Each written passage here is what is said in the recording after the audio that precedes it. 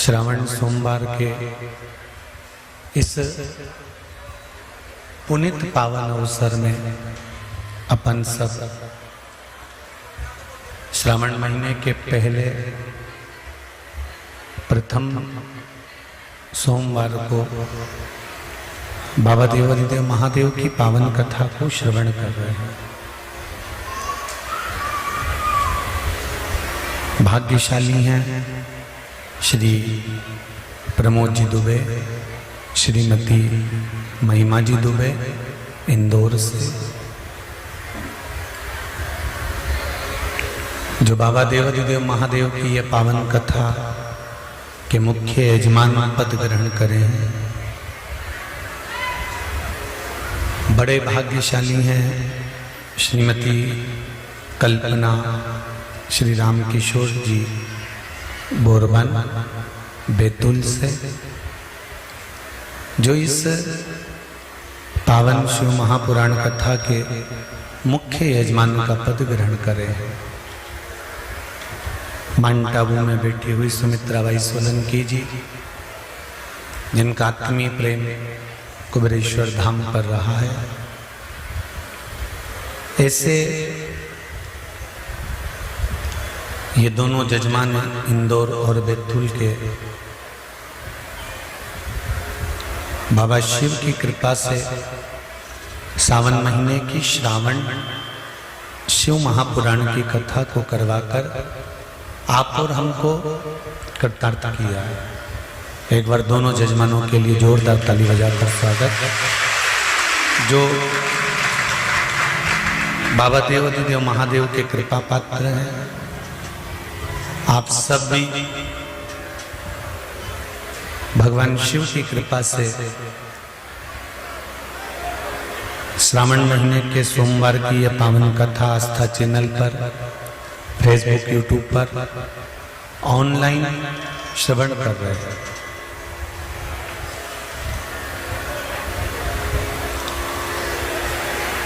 सावन के महीने में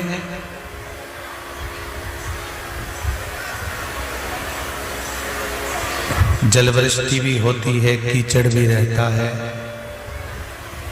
हवा भी चलती है, आंधी भी आती है, कई जगह पर अतिवृष्टि भी हो जाती है। पर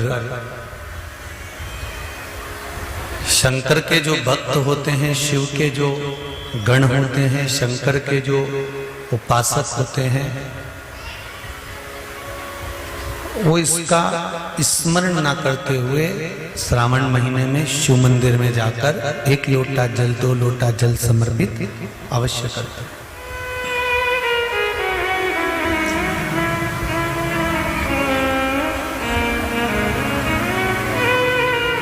तेरी कृपा बिना न हिले एक भी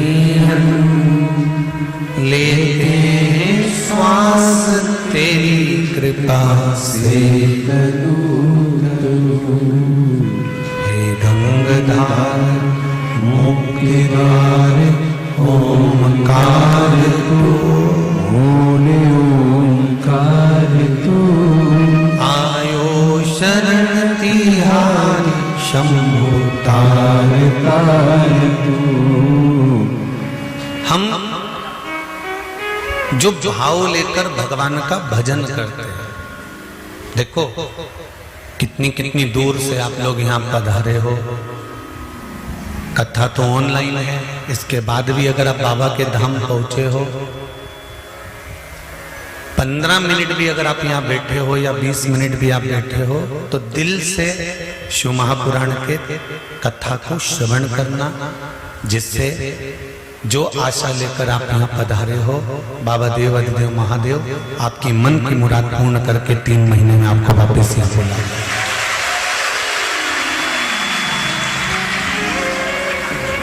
आए हो इतनी दूर से, तो फिर 15 मिनट 20 मिनट जितनी भी कथा सुनो तो उसको दिल से सुनो। शोर करने के लिए या बोलने के लिए तो पूरा समय पड़ा हुआ है, कथा चालू नहीं हुई थी उसके पहले भी अपन बहुत बोल रहे थे और कथा विराम होगी उसके बाद फिर बोल लेंगे।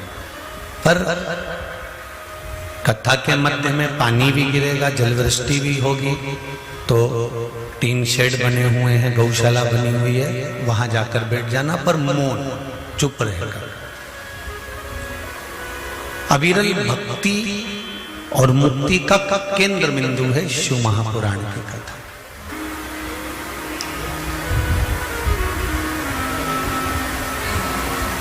बचपन, जवानी, अधेड़ी और बुढ़ापा, इसमें बीच का जो समय है ना, बचपन और बुढ़ापे के बीच का जो जवानी और अधेड़ी, जवानी और जम के बोलो जरा, अधेड़ी, ये बीच का जो मोड़ आता है ना, बीच का जो टर्न आता है, ये सबसे बात है। बचपन खेल में खोया, जवानी नींद भर सोया, बुढ़ापा देख कर रोया, सिराने मूंद हंसती है। बचपन गया, चले जाएगा, आपको मालूम भी नहीं पड़ेगा, और कहां निकल जाएगा। कब आप 17-18 वर्ष के हो गए, कब 19 वर्ष के हो गए, कब 20 साल, 19 साल कब निकल गए होंगे, मालूम नहीं पड़ेगा। पर बचपन के बाद में जो जवानी आई और जवानी के बाद में जो अधेड़ी आई, ये बीच का जो मोड़ है, बीच का जो टर्न है, ये सबसे भारी है।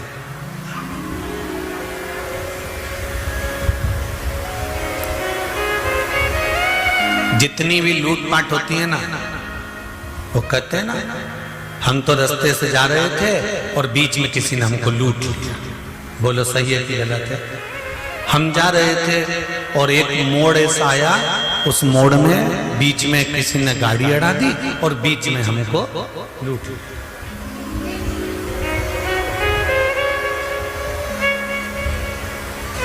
हम तो अच्छे खासे थे, इसने बीच में पांव अड़ाया।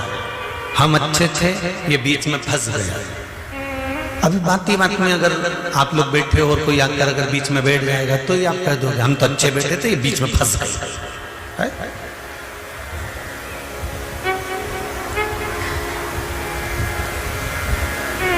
हम तो बढ़िया इंदौर जा रहे थे, भोपाल जा रहे थे, बीच में एक मोड़ आया, वहां बीच में किसी ने गाड़ी रोकी और बीच में हमारी गाड़ी पूरी की पूरी। ध्यान देना जरा, ये शब्द जो आता है ना कि बीच में गाड़ी लूटी गई, बीच में हमारे फंस गए, बीच में टांग अड़ा दी, बीच में ऐसा कर दिया, हमारे बीच में क्यों बोला, ये बीच में जो शब्द है ये कोई ऐसे ही शब्द नहीं है। ये बचपन और बुढ़ापे के बीच के जो दो शब्द हैं, जवानी और अधेड़ी, बस ये जो है बीच में, ये हमारी जिंदगी को संवार भी देता है और ये हमारी जिंदगी को बिगाड़ भी देता है। ये बचपन अगर निकल गया, जवानी आ गई, जवानी अगर परमात्मा के चरणों में निकल गई, भगवत स्मरण में निकल गई, अपने नित्य कार्य में निकल गई, अधेड़ी तुम कमाओ, मना नहीं है। कभी भी इस व्यासपीठ से हमने ये नहीं बोला कि तुम तुम्हारी दुकान छोड़ दो, बोला कभी? इतनी कथा तुम लोगों ने सुनी होगी, कभी नहीं कहा कि दुकान छोड़ दो, कभी नहीं कहा कि तुम तुम्हारा व्यापार बंद कर दो, कभी नहीं कहा। इतनी कथाओं में आज तक भी आपसे ये नहीं कहा गया कि तुम कथा सुनने यहां आओ, बोला क्या? इतनी कथा करी, उसमें एक ही बात कहा कि अपने घर पे बैठ के सुनो और जब तुम्हारा काम हो जाए तब बाबा को धोख लगाने आओ, पर ये नहीं किया कि कथा सुनने आओ। फिर क्यों आई? वो भी तो समझ में आए। और जजमानों से भी पूछ सकते हो, ये दोनों बैठे हैं दुबे जी और बरवन जी, आप इनसे पूछो, रामकिशोर जी से और ये दुबे जी से, कि इनसे क्या कहा था कि तुम आना, तुम्हारी धर्म पत्नी को लाना, तुम्हारे बच्चों को लाना और ज्यादा से ज्यादा 5-6 लोग। बोलो, बोला कि नहीं बोला? इससे ज्यादा मत लाना। पर इनका जिसके प्रति दिल होगा, इनका जिसके प्रति भाव होगा, इन्होंने धीरे से फोन लगा के कह दिया होगा, काका जी आ जाना, बुआ जी आ जाना। उसी तरह हम तो मना कर देते हैं, पर भोलेनाथ जी पर जिसका दिल होगा तो उसको तो ढोल लगा के बोला ही होगा। हमारे कहने से क्या होगा? लगन तुमसे लगा बैठे जो होगा देखा जाएगा, और तुम्हें अपना बना बैठे जो होगा देखा जाएगा। दिल उससे लगा।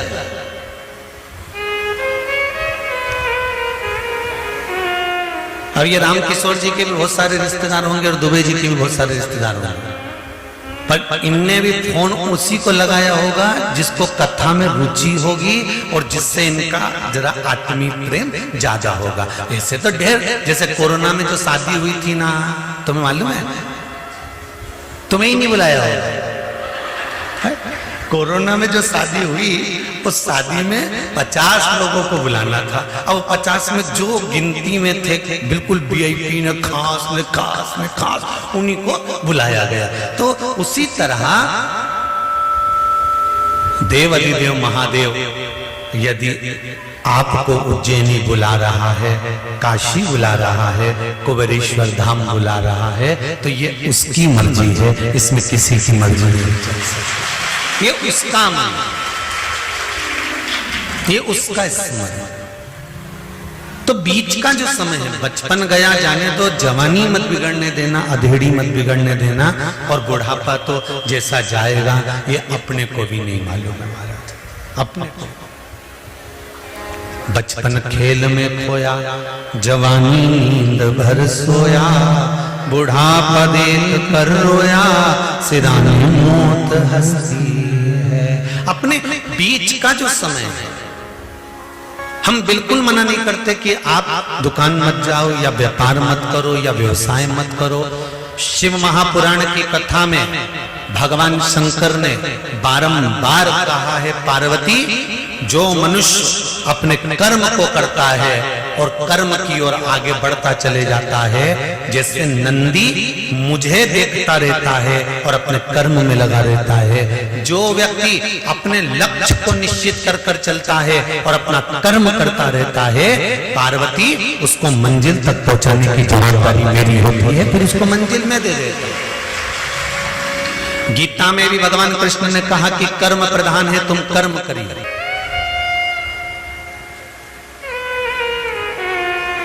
कर्म आपको करना है। एक गाड़ी चलाने वाला जो गाड़ी चलाता है ना, आगे बैठ के वो पीछे मुड़ के देखता है क्या? अरे जम के तो बोलो, नहीं। साइड में देखेगा?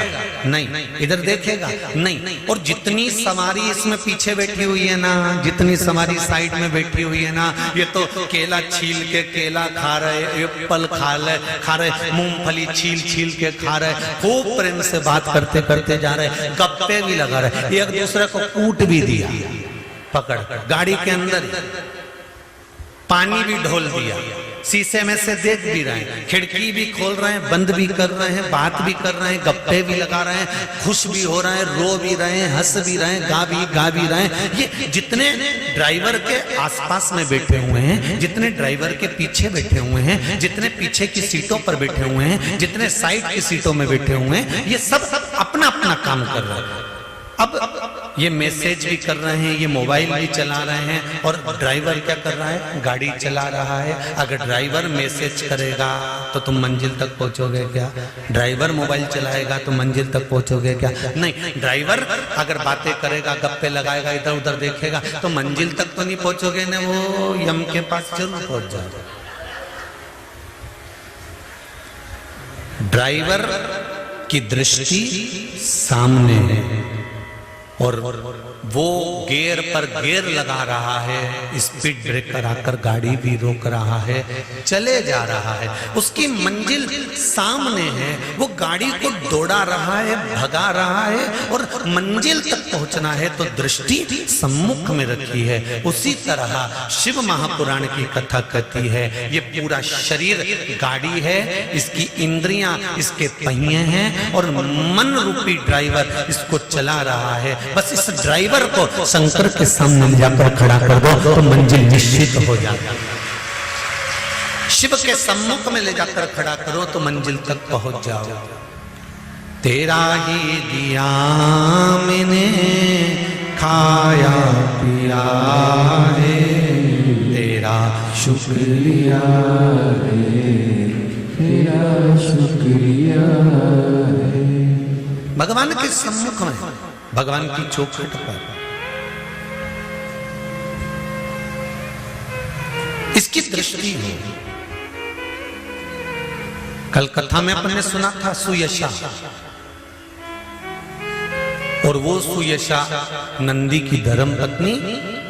नंदी को मंदिर में बिठाने के लिए, शिवालय में बिठाने के लिए, शंकर के दरवाजे पर बिठाने के लिए घोर तप करा उसने, शंकर जी की आराधना करी, शिव जी ने वर भी दे दिया, और वो सम्मुख में जाकर नंदी बैठ भी गया। पर नंदी से हमको सीखने को मिलता है कि भगवान के सम्मुख में उसकी दृष्टि है।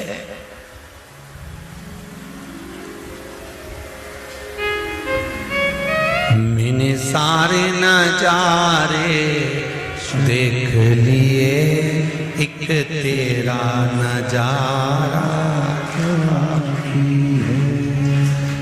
मेरी नाव किनारे लगे ना लगे, मेरी नाव किनारे लगे ना लगे, तेरे दर का किनारा काफी है, तेरे दर का किनारा काफी है। महाराज फिर द्वार मिले ना मिले, पर तेरा जो द्वारा है वो निश्चित निश्चित, तेरी चौखट निश्चित है।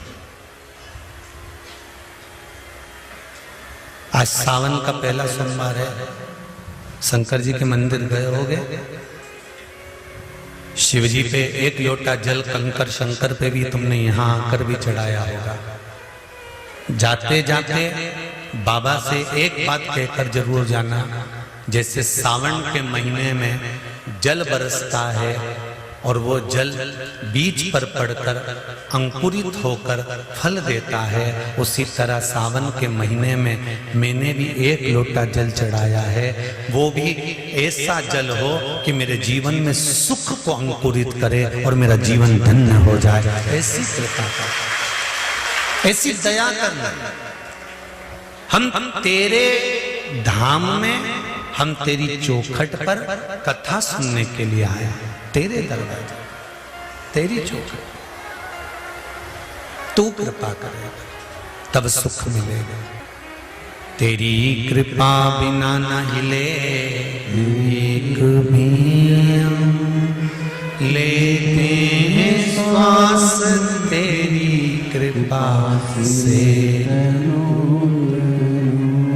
अगर तेरी उदारता नहीं होती, तेरी कृपा नहीं होती, तेरी करुणा नहीं होती, तो संसार का कोई सुख हमको प्राप्त नहीं होता। संसार का कोई सुख हमें नहीं मिलता। महाराज शिव कथा कर रहे, शंकर जी की कथा कर रहे, हाथी का पैर, हाथी का पांव मगर ने पकड़ा,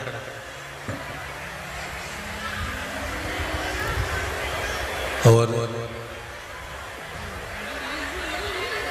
जितने भी लोग पीछे खड़े हैं उनसे निवेदन है, आप लोग टीन शेड में चले जाओ। यहाँ से जितने भी लोग खड़े हुए हैं पानी में गीले नहीं हो, और शेड में जाकर बैठ जाओ, आराम से वहां बैठकर कथा सुनो। हाथी का पांव मगर ने पकड़ लिया, और हाथी का पांव जब मगर ने पकड़ा, हाथी का पैर जब मगर ने पकड़ा, उस पैर को पकड़कर मगर खींचता खींचता खींचता खींचता हाथी को लेकर पानी के अंदर जाने लगा। हाथी को खींचकर मगर हाथी को पानी के अंदर ले जाने लगा। जब पानी के अंदर मगर हाथी को खींच कर ले जाने लगा, पूरा परिवार हाथी के साथ था, पूरा परिवार था। और संपूर्ण परिवार, पूरा की पूरा परिवार हाथी के संग है, पूरा के पूरा परिवार हाथी के साथ है। पर हाथी का पांव छुड़ाने वाला कोई था क्या? नहीं। तब हाथी ने क्या करा? अंत समय प्रभु आना पड़ेगा, वचन दिया तो निभाना पड़ेगा। महाराज, जब सारा की सारा परिवार देखता रहा, हाथी खींच कर मगर पानी की ओर लेकर चला गया। उस हाथी को अभिमान बहुत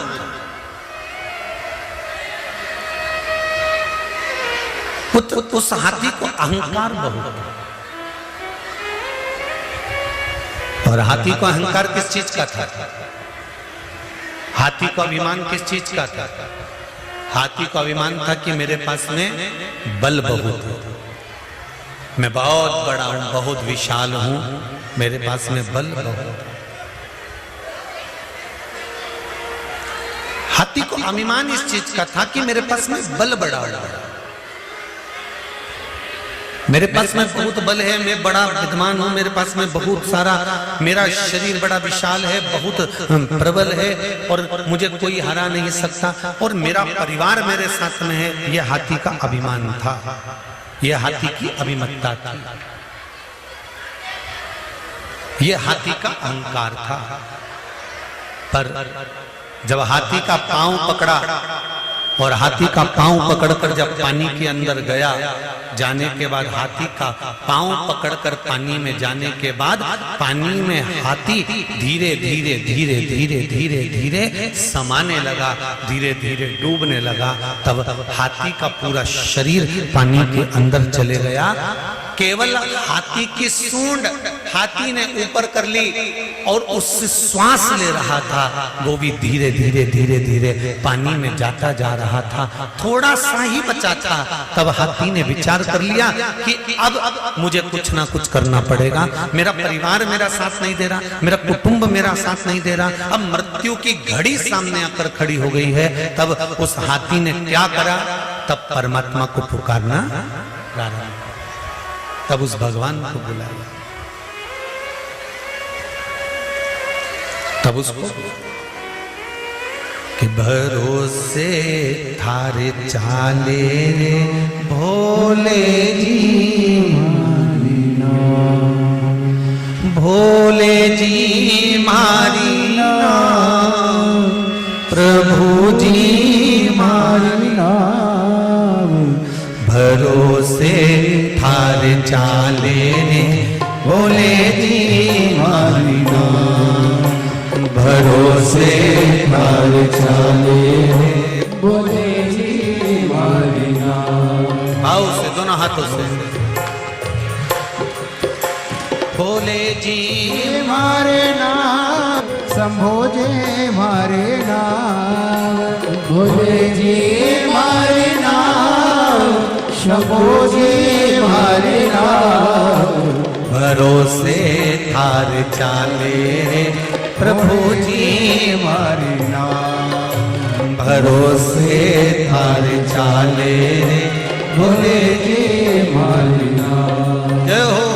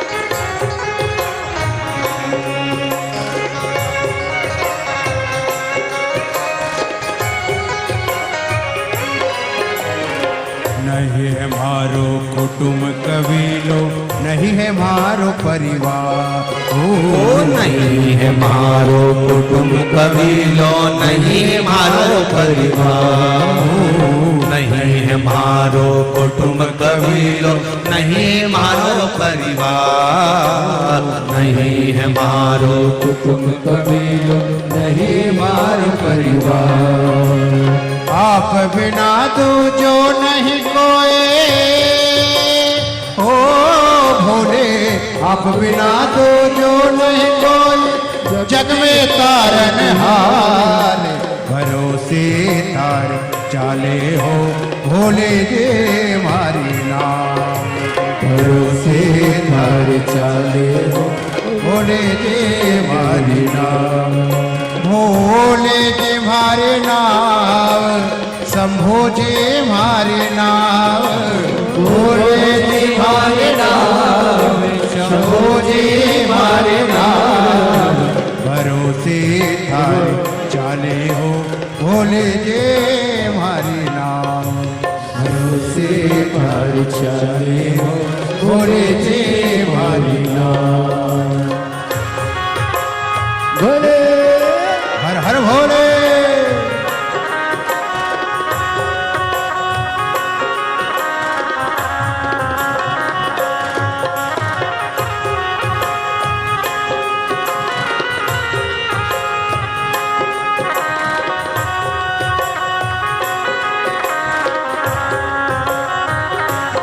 जय हो।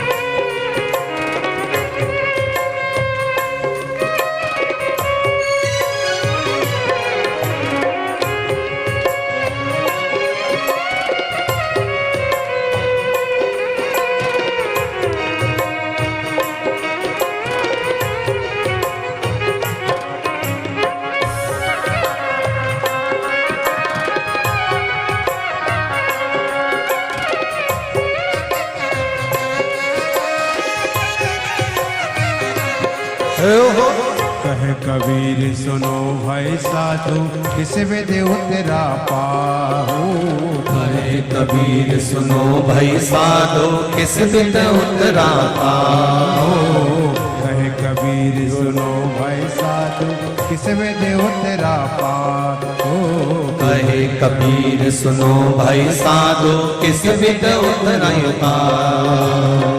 रामानंद मिला गुरु पोरा, ओ रामानंद मिला गुरु पोरा, बेड़ा कर दिया पार, भरोसे थारे चाले रे भोले जे मारी नाम, भरोसे थारे चाले रे भोले जे मारी नाम, भोले जी मारी नाम, शंभो जी मारे नाम, भोले जी मारे नाम, शंभो जी मारे नाम, भरोसे थारे चाले रे भोले जी मारी नाम, भरोसे थारे चाले हो भोले जी मारी नाम, भरोसे थारे चाले रे भोले जी मारी नाम, भरोसे थारे चाले हो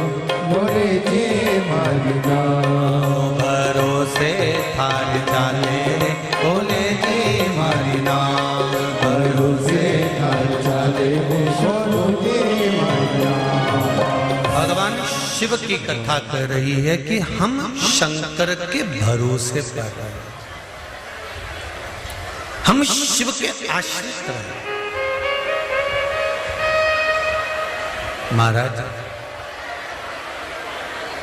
श्री शिवा नमस्तो, श्री शिवा नमस्तो, श्री शिवा नमस्तो, श्री शिवा नमस्तो। भोला सब दुख काटो हमारा, ओ भोला सब दुख काटो हमारा। शिव शंकर जपो तेरी माला, भोले बाबा जपो तेरी माला, भोला सब दुख काटो हमारा, ओ भोला सब दुख काटो हमारा। कहा सुयशा ने जो मांगा था नंदी के लिए, वो सुयशा को मिल गया। देखिए शिव महापुराण की कथा कहती है, कल कथा में कहा था ध्यान लगाना और प्रार्थना करना, दोनों में एक भारी अंतर है। ध्यान लगाने में भगवान से डोरी बंध रही कि नहीं बंध रही पता नहीं है, पर प्रार्थना करने में दिल की बात हम देव अधिदेव महादेव से कह देते, हृदय की बात। जवानी और अधेड़ी, जवानी में भी और अधेड़ी में भी ये जो मोड़ का समय होता है, बीच की जो घड़ी होती है, बीच का जो समय होता है, इस बीच के समय को हमें संवारना। कहते हैं ना ये बहुत बिगड़ रहा है। बिगड़ने से मतलब क्या है? क्या बचपन में कोई बिगड़ जाता है? बच्चा हाथ में है, गोदी में है, बच्चा बिगड़ेगा नहीं। अगर मार्ग भटकने का समय होता है ना, तो ये जो टर्निंग पॉइंट जो आता है, ये मोड़ जो आता है, इस मोड़ में व्यक्ति भटक जाता है। और सरल भाषा में समझ लीजिए, आप लोग गाड़ी से आए होंगे तो कहीं कहीं पर लिखा होता है अंधा मोड़। बोलो पढ़ा है कि नहीं पढ़ा? किस किस ने पढ़ा? जरा हाथ उठाओ। पढ़ा है ना सबने? क्या लिखा होता है? अंधा मोड़। अंधा मोड़ का मतलब है कि जब मोड़ आएगा तब व्यक्ति को दिखाई नहीं देगा। एक मोड़ तो ये आ गया कि मोड़ आए तो सावधानी रखो, मोड़ आए तो धीरे चलाओ। एक मोड़ हमारे यहाँ छोरा छोरी को भी बांधा जाता है। कब? अरे बोलो जम के जरा। शादी में सिर पे मोड़ बांधते कि नहीं बांधते? तो मोड़ क्यों बांधा जाता है? मोड़ बांधने का कारण क्या है? क्योंकि गाड़ी चलाने वाले के लिए भी कहा जाता है कि मोड़ पर थोड़ा ध्यान रखना। अभी तक तुम्हें घर का ध्यान नहीं था, अभी तक तुम्हें परिवार का ध्यान नहीं था, अभी तक तुम्हें कुटुंब कबीले का ध्यान नहीं था। अब तुम्हारे सिर पर जब से मोड़ बंध गया, तब से तुम्हारी जिंदगी का भी टर्न पॉइंट आ गया। अब मोड़ तुम्हारे सिर पर आकर खड़ा हो गया है, इसलिए परिवार का ध्यान रखना अब तुम्हारी जवाबदारी। अब माता पिता की जवाबदारी खत्म हो गई जी। कब से? जब से गाड़ी, अरे जम के तो बोलो, मोड़ पे पहुंची। जब से तुम्हारे सिर पर मोड़ रखाया, जब से तुम्हारे सिर पर मोड़ रखाया, तब से वो तुम्हारा टर्निंग पॉइंट, तुम्हारा गाड़ी का मोड़।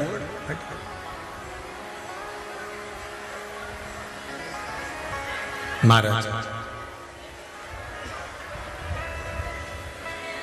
मध्य का समय, बचपन खेल में खोया, जवानी नींद भर सोया, बुढ़ापा देख कर रोया, सिराने मौत हंसती है। ये टर्निंग पॉइंट, ये मोड़। ऊपर निवेदन है कोई को जाने ना दें, क्योंकि लाइट के कनेक्शन बहुत सारे खुले पड़े हुए, इसका ध्यान रखिए। सबको नीचे उतारो, ऊपर से, ऊपर कोई ना बैठे।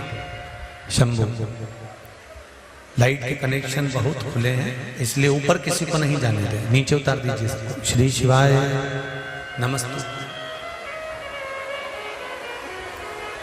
मोड़ का टर्निंग पॉइंट अपनी जिंदगी में, अपने जीवन में, जीवन की प्रत्येक घड़ी के पल पर एक समय ऐसा आता है जिस समय पर हमको मुड़ना होता है, और कहाँ मुड़ना है यह हमारे ऊपर निश्चित करता है। सुयशा ने भगवान शंकर से प्रार्थना करी, शिवजी से निवेदन करा, और सुयशा ने शंकर भगवान से प्रार्थना करी, निवेदन करा, तो फल ये हुआ कि भगवान शंकर के शिवालय में, शंकर भगवान के सम्मुख में नंदीश्वर जाकर विराजमान।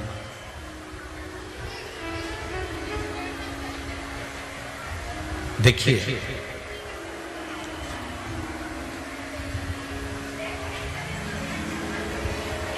बचपन में गोदड़ी गंदी करोगे तो मां धो देगी। अरे बोलो तो जमके, सही है। बचपन में अगर गोदड़ी गंदी करोगे तो मां, बोलो जमके जरा, मां धो देगी।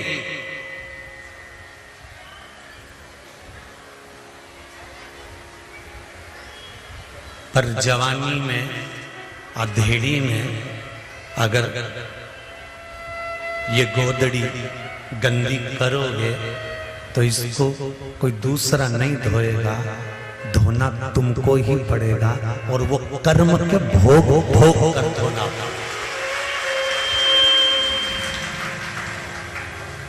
बचपन की गोदड़ी को मां धो सकती है, बचपन की गोदड़ी को पिता धो सकता है, पर एक बात और सरलता में समझिएगा, अनायास, अचानक तुम्हें ज्ञान नहीं था, अज्ञानी थे, और अज्ञानी होने के बाद में अगर आपने कोई कर्म कर दिया, बेकार काम कर दिया, तो वो अज्ञानता में करा, उसका कोई दोष तुमको नहीं लगेगा। पर मालूम पड़ने के बाद अगर आप कुछ गलत कर्म करते हो तो उसका तो दोष लगेगा ना, उसका तो दोष मान्य होगा। सारी दुनिया को मालूम है कि जन्म हुआ है तो मरना निश्चित है। सारी दुनिया को मालूम है कि बचपन आया है तो जवानी भी आएगी, और जवानी आया है तो बुढ़ापा भी आएगा, अधेड़ी भी आएगी, ये निश्चित है, इसको कोई टाल नहीं सकता।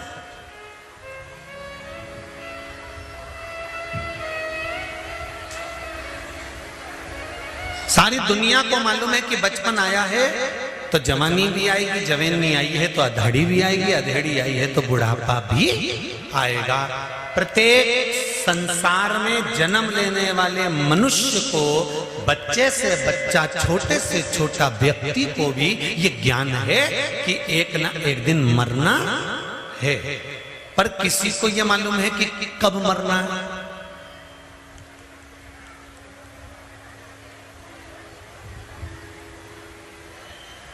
किसी को यह अंदाजा है कि कब प्राण छोड़ना है।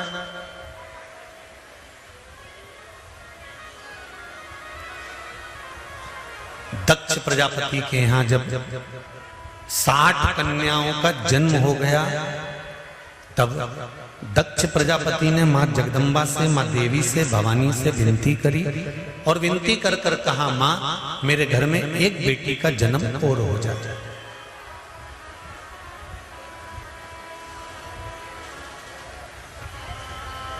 मेरे घर में एक बेटी और जन्म ले। मां देवी ने कहा, बेटी कहां जन्म लेने जाएगी और कहां मैं बेटी ढूंढने जाऊंगा? दक्ष प्रजापति, तेरे घर में स्वयं में आद्य शक्ति दुर्गा भवानी तेरे घर में बेटी के रूप में जन्म ले, और सती के रूप में दक्ष प्रजापति के घर में माता पार्वती का स्वरूप जो था सती के रूप में जन्म ले लिया। अब सती मैया प्रकट हो गई। सती मैया जब धीरे धीरे धीरे धीरे धीरे धीरे अवस्था हुई और माता सती ने जब अपनी युवानी अवस्था धारण करी, जब माता सती कुछ अवस्था बड़े हो जाती हैं, कुछ तरुणाई अवस्था में माता आ जाती हैं, तब माता ने एक दिन अपनी मां प्रसूति से एक प्रश्न किया।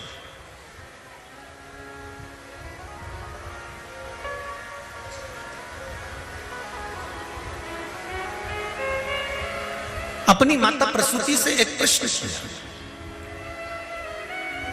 और माता प्रसूति से कहा, मां मेरे मन का एक संशय है। माता प्रसूति ने सती से पूछा, वो संशय कौन सा है?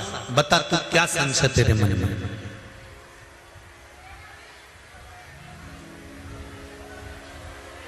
ये बच्चों का माता पिता के प्रति आत्मीय प्रेम रहता है कि बच्चे जब भी प्रश्न करते हैं तो अपने माँ बाप से करते हैं और होना चाहिए। और प्रत्येक माता और पिता से मेरा निवेदन है, तुम्हारे घर के बच्चे अगर कोई प्रश्न कर रहे हैं तो उसका उत्तर जरूर देना चाहिए माता पिता, क्योंकि माता और पिता गुरु का एक स्वरूप होते हैं। इसलिए उनका फर्ज है बच्चे जब प्रश्न करें तो माता पिता उत्तर दें। प्रश्न किया और प्रश्न करने के बाद में माता सती ने प्रश्न सरल पर जनहित का प्रश्न था। मां, यदि इस भूमंडल पर मृत्यु लोक में अगर हमारा जन्म हुआ है तो इस मृत्यु लोक में जन्म लेने का हेतु क्या है? इस मृत्यु लोक में जन्म लेने का कारण क्या है? हम क्यों जन्म लेते? हमारा जन्म का कारण है।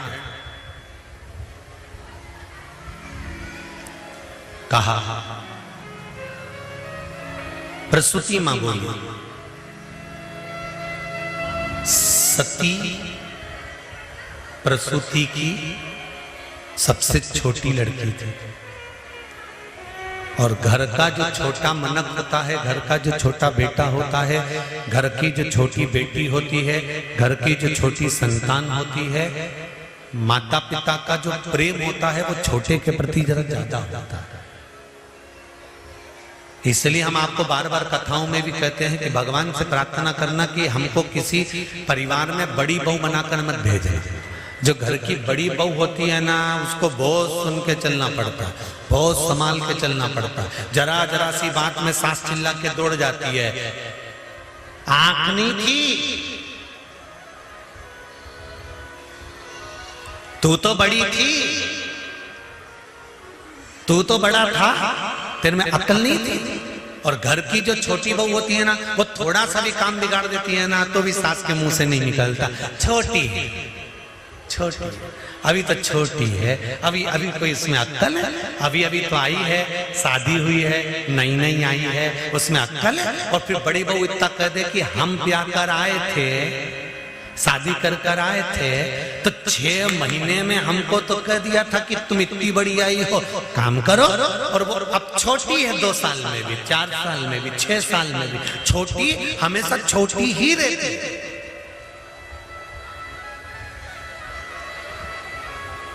छोटी हमेशा छोटी है और बड़ी हमेशा बड़ी ही रहती है। वो कोई भी काम अगर बात अगर कुछ भी जरा से भी मेहमान ज्यादा आ गए ना तो कहा किससे जाता है, तू तो बड़ी थी ना, कम से कम पहले तुझको आना चाहिए। उसकी नींद नहीं खुली, वो तो छोटी थी, पर तू तो समझदार थी, तू तो बड़ी थी, तू आ जाती ना उतर कर। जितनी भी जीजियां कथा सुन रही ना, भगवान से प्रार्थना कर लेना, बोले ना तो अगली बार हमको छोटा बना के भेज दे, बड़ा नहीं। छोटे बनने में फायदा है, बड़े बनने में कोई फायदा नहीं है। ऐसा बड़ा बनना तो बड़ा बेकार काम है। कोई हमसे पूछे ना तो हम तो स्पष्ट कह दें जिंदगी में कि कभी बड़े मत बनना। ट्रेन में सफर भी करो और बाथरूम भी जाओ ना तो 4 वीडियो बनाने वाले मिल जाते हैं कि महाराज गए हैं तो फोटो खींचे थे।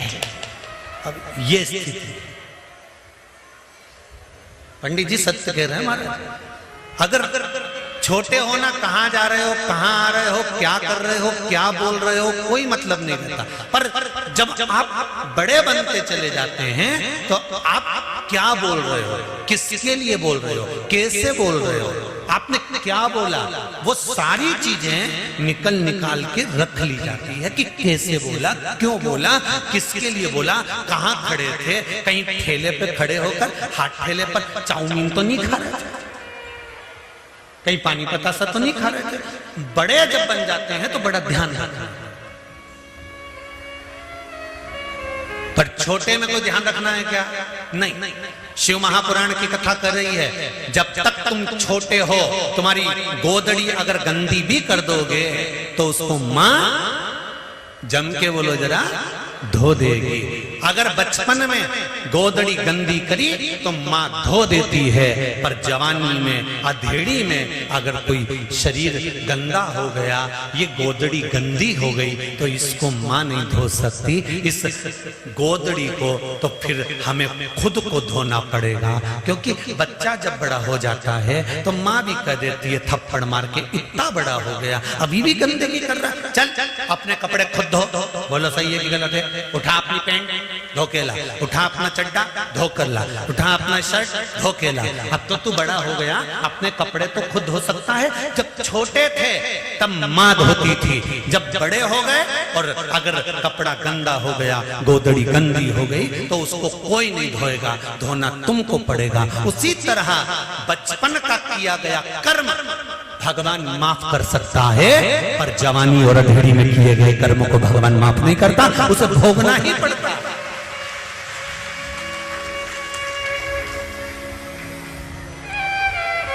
जवानी और अधेड़ी में किए गए कर्म को कोई दूसरा नहीं भोगेगा, भोगना अपने को पड़ेगा। इसलिए बार बार कहते हैं मत बुरे कर्म कर वरना पछताएगा, भगवान की आंखों से तू बच नहीं पाएगा, तू बच नहीं पाएगा। अरे ओ अज्ञानी मत करना दानी, अरे ओ अज्ञानी मत करना दानी। तेरे कर्म का फल भी तू ही पाएगा, जैसा किया तूने तेरे आगे आएगा।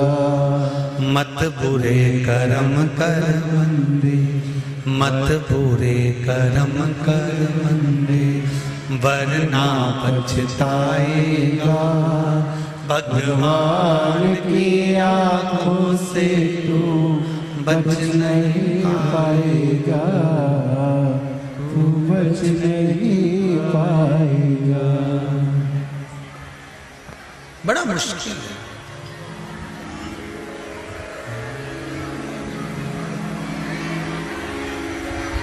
बड़ा मुश्किल है। हमारे कर्म का दंड हमको भोगना। जैसा कर्म करोगे उसके अनुसार फल तो भोगना। बस एक बात का स्मरण रहे आपको, जब कर्म का दंड हमको भोगना है तो शिव महापुराण की कथा कहती है, भगवान शंकर की कथा कहती है,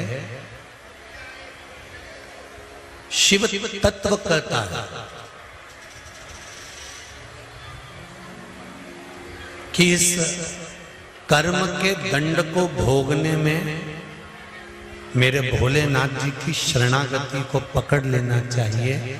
उससे क्या होगा, क्या होगा उससे? तो कहा दुख जब सामने आकर खड़ा भी होगा ना, और आप मन से श्री शिवाय दुख सामने आकर खड़ा हो गया और आपने अगर मंत्र का स्मरण करा है, पंचाक्षर मंत्र नमः शिवाय, षडाक्षर मंत्र ओम नमः शिवाय, श्री शिवाय नमस्तुभ्यम, राम नाम कृष्ण नाम द्वादशाक्षर मंत्र ओम नमो भगवते वासुदेवाय।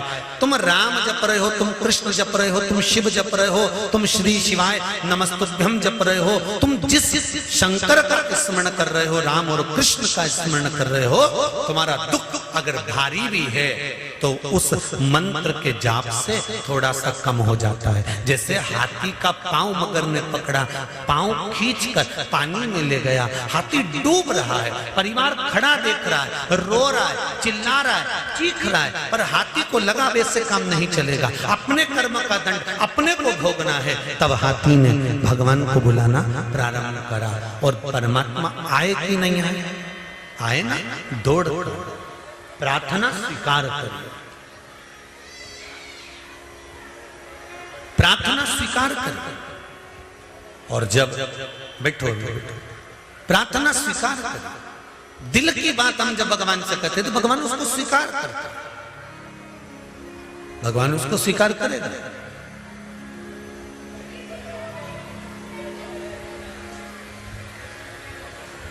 आज एक कोई इंदौर से बहन आई थी, कह रही थी गुरुजी कई सालों से, लगभग 6 या 8 साल हो गए थे, संतान नहीं थी। बाबा ने बड़ी कृपा करी, मैं बड़ी दुखी थी, लोग मुझे ताने बहुत देते थे, बहुत ताने देते थे।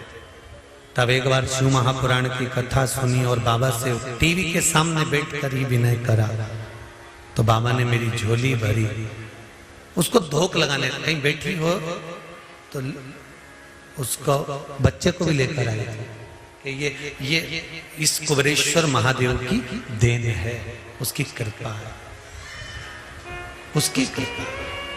एक पत्र आया है, बड़ा सुंदर है, वो भी देखिए।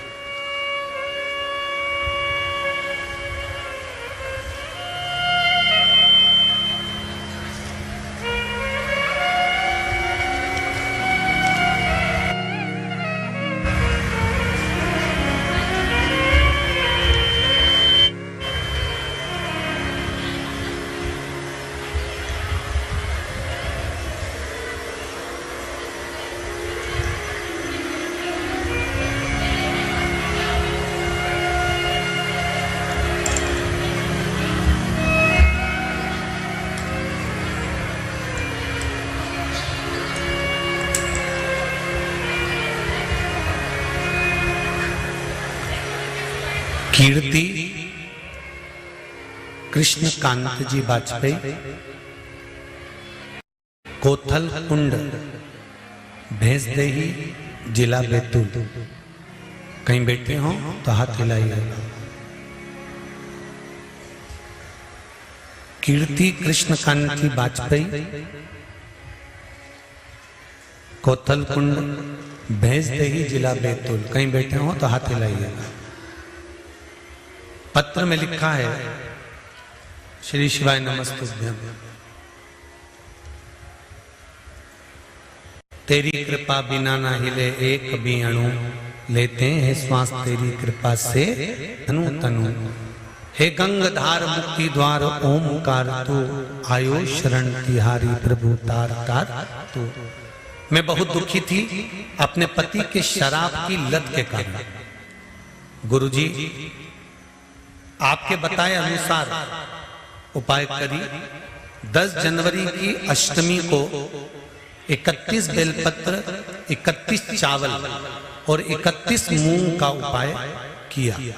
उसके बाद में पति की शराब की लत बाबा की कृपा से 12 जनवरी को जब मैं बहन के घर गई और वहां से पुनः वापिस लौट कर आई, तब से मेरे पति ने शराब छोड़ दी है। उसके बाद आज तक नहीं पी। ये शिव कृपा, ये शंकर की उदारता। आप जो कर्म करते हो आप जो भगवान शंकर की भक्ति करते हो, भगवान शंकर को एक बेलपत्र समर्पित करते हो, एक लोटा जल समर्पित करते हो, एक चावल का दाना, एक पुष्प की अगर पंखड़ी भी समर्पित कर रहे हो तो उसका फल मिलेगा जरूर।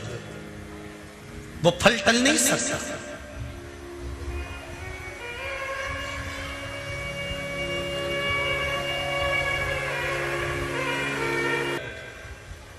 श्रावण महीने की क्या है? शिवरात्रि। शाम को 7 बजे से लेकर 8 बजे तक ऑनलाइन शिव महापुराण की कथा के अनुसार भगवान शंकर का शिवलिंग का अभिषेक करेंगे। आपके नगर में ब्राह्मण जन हो, आपके पहचान वाले हो, तो उनको भी उस अभिषेक में शामिल करें। पार्थिव शिवलिंग का निर्माण करें। ब्राह्मण श्वेत मिट्टी का बनाए, वैश्य पीली मिट्टी का शिवलिंग बनाए, क्षत्रिय लाल मिट्टी का शिवलिंग बनाए, शूद्र काली मिट्टी का शिवलिंग बनाए। अगर मिट्टी नहीं मिलती है तो तुम्हारे गमले में जो भी मिट्टी हो, वो जिस कलर की हो, उस कलर का शिवलिंग का निर्माण करो और शिव की अर्चना, शिव की आराधना अवश्य करो।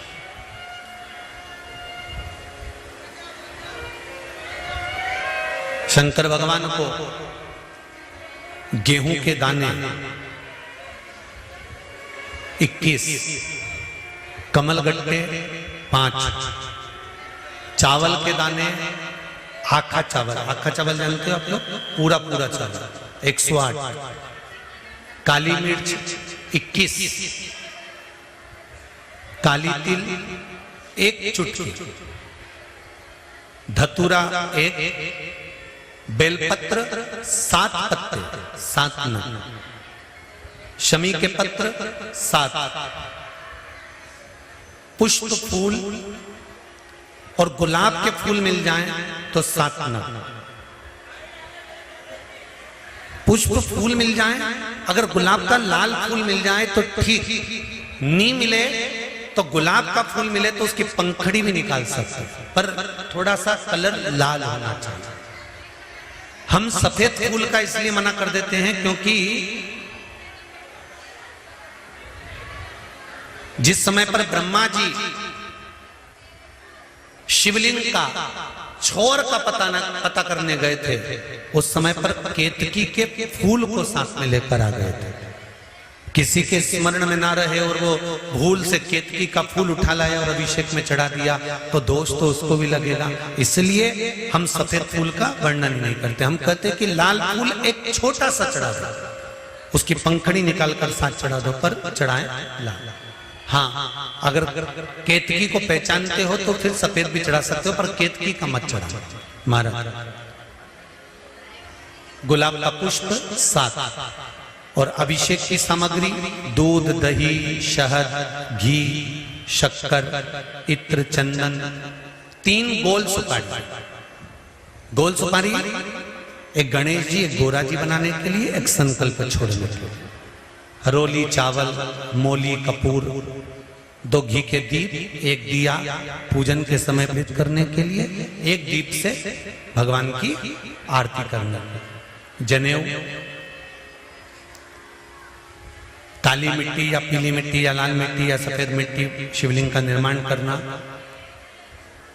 जिस समय 7 बजे हम लोग अभिषेक करने बैठे 26 तारीख को, उससे पहले शिवलिंग का निर्माण थाली के अंदर करके रख।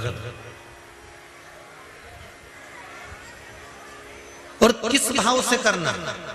जिस भाव से माता सती ने और माता पार्वती ने शंकर भगवान को अपना बनाने के लिए, अपनी कार्य सिद्धि के लिए, नंदीश्वर की धर्मपत्नी सुयशा ने भी जो शिवरात्रि का स्मरण करा है सावन महीने की, भगवान शंकर की बहुएं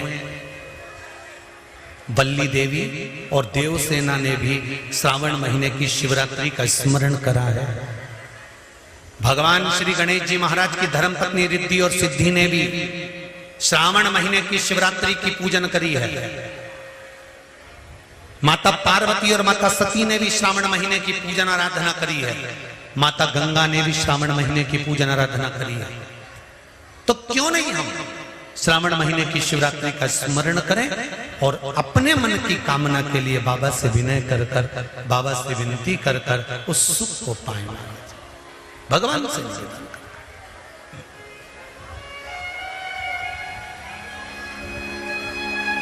सती मैया तरुणी अवस्था में अपनी माता से प्रश्न करती है और माता उत्तर पर उत्तर देते हैं।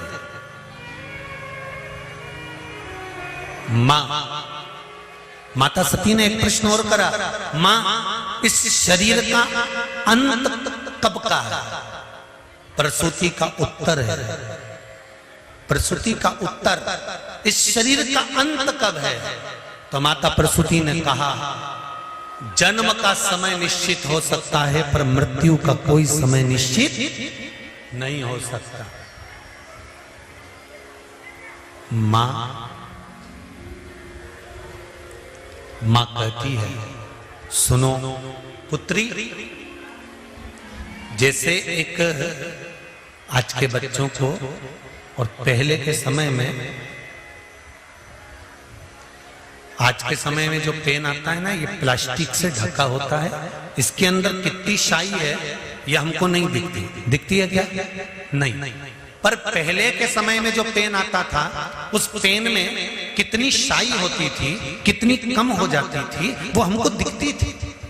तो लिखने वाला जब परीक्षा हॉल में लिखने बैठता था ना, तो अंदाजे से पेन लेकर जाता था कि मेरा ये पेन यहाँ खत्म होने वाला है, तो देख लिया उसने इतनी सी शाई बची है, लिखना चालू करा, फिर देखा शाई थोड़ी सी बची है, फिर देखा शाई थोड़ी सी बची है। पहले के समय में दुनिया के लोगों को मालूम था कि बचपन जाएगा, जवानी आएगी, जवानी जाएगी, अधेड़ी आएगी, अधेड़ी जाएगी, बुढ़ापा आएगा। पहले के समय में लोगों को मालूम था कि ये 100 साल जिएगा और 100 साल के बाद मरेगा। पहले के समय के लोगों को मालूम था कि शाही कितनी रह गई, कलम में कितनी शाही रह गई। पहले के लोगों को मालूम था कि अभी इतनी श्वास रह गई है, अभी इतना शरीर और रह गया, अभी इतने साल और ये नौकरी पर रहेगा, अभी इतने साल और ये काम करेगा। तो पहले के लोगों को मालूम था कि 100 साल तक ये जिएगा, मतलब इसमें इतनी शाही रह गई है। तो वो लिखता जाता, लिखता जाता, लिखता जाता, लिखता जाता। तो आज के समय में प्लास्टिक के पेन के अंदर शाई भर दी जाती है और वो शाई हमको नजर नहीं आती है, कब कब खत्म हो जाती है, लिखते लिखते कब समाप्त हो गया, तो पेन बदलना पड़ता है। उसी तरह मेरे शिव की कथा कहती है, ये कली युग में, कली काल में व्यक्ति को मालूम नहीं रहता कि कौन सी श्वास आखिरी है, कब शाई खत्म हो गई, कब पेन को फेंकना पड़ जाए, ये जीवन का कोई भरोसा नहीं। इसलिए ध्यान रखना, पेन को हर कहीं मत चल। आप सब माताएं बड़ी बड़ी चतुर चतुर बैठी हैं, आपका बच्चा अगर ABCD लिखे या आ बा का दा लिखे तो तुम खुश होती हो कि नहीं होती? अरे बोलो तो जम के, होती हो ना? बच्चा काम की चीज लिख रहा है और बच्चा पेन उठा के कॉपी को, अरे बोलो तो जम के, गोदे जाए, गोदे जाए, गोदे जाए, बेमतलब का चलाए जाए, चलाए जाए, चलाए जाए। तो तुम क्या करोगी? पागल हो गया, चल चल पेन दे। पूरी कॉपी बेकार कर दी, पूरी कॉपी बेकार कर दी, चलो पेन छोड़ो। समझदार मां शाई खत्म नहीं होने देती और कॉपी का पेज गंदा नहीं होने देती, खराब नहीं होने देती। इसलिए बच्चे को कहती आ लिख, बा लिख, ए लिख, बी लिख, सी लिख, मना नहीं है, पर कॉपी को यूं ही बर्बाद करेगा तो मां बर्बाद नहीं होने देगी। उसी तरह संत भी ऐसे ही होते हैं। जब हम अपनी जिंदगी, बचपन, जवानी, अधेड़ी, बुढ़ापा यूं ही गोद गोद के बर्बाद करना चालू कर देते हैं, खाने में, पीने में, सोने में बर्बाद करने लगते हैं, घूमने फिरने में बर्बाद करने लगते हैं, तो कोई सतगुरु आता है जो तुम्हारा हाथ पकड़कर कहता है इसको बर्बाद मत करो, हाथ में एक माला पकड़ो, शंकर का गुणगान करो, भगवान की अविरल भक्ति में डूबो, तो ये जिंदगी सार्थक होगी। संत भी तुम्हें बेकार होने से रोक देता, सतगुरु भी तुम्हें बेकार होने से रोक देता।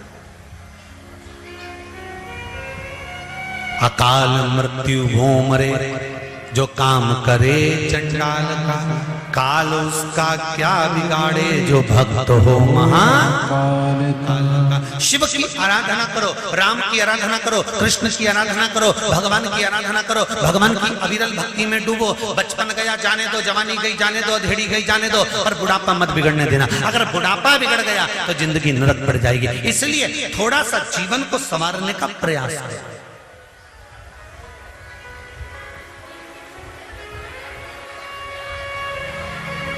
थोड़े से जीवन को संवारना।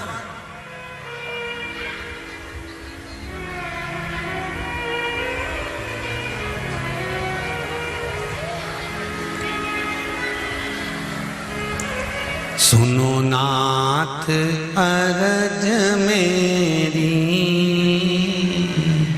मैं शरण पड़ी तेरी। सुनो नाथ अरज मेरी, मैं शरण पड़ी तेरी। सुनो नाथ अरज मेरी, मैं शरण पड़ी तेरी। सुनो नाथ अरज मेरी, सब गाइए। मैं शरण पड़ी तेरी। सुनो नाथ अरज मेरी, मैं शरण पड़ी तेरी। सुनो नाथ अरज मेरी, मैं शरण पड़ी तेरी। तुम मानुष तन दीना, मैं भजन नहीं कीना। तुम मानुष तन दीना, मैं भजन नहीं कीना। तुम मानुष तन दीना, मैं भजन नहीं कीना। तुम मानुष तन दीना, मैं भजन नहीं कीना। विषयों ने मति फेरी, मैं शरण पड़ी तेरी। विषयों ने मति फेरी, मैं शरण पड़ी तेरी। सुनो नाथ अरज मेरी, जय हो, मैं शरण पड़ी तेरी। सुनो नाथ अरज मेरी, मैं शरण पड़ी तेरी।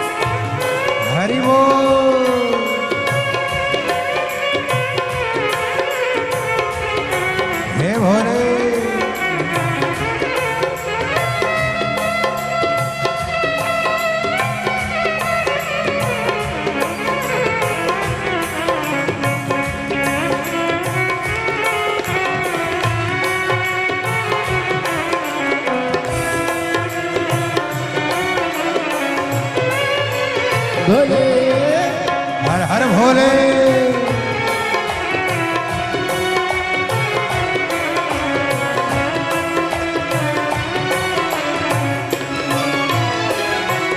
माया में जीव उलझा तेरी शरण में आके सुलझा। माया में जीव उलझा तेरी शरण में आ सुलझा।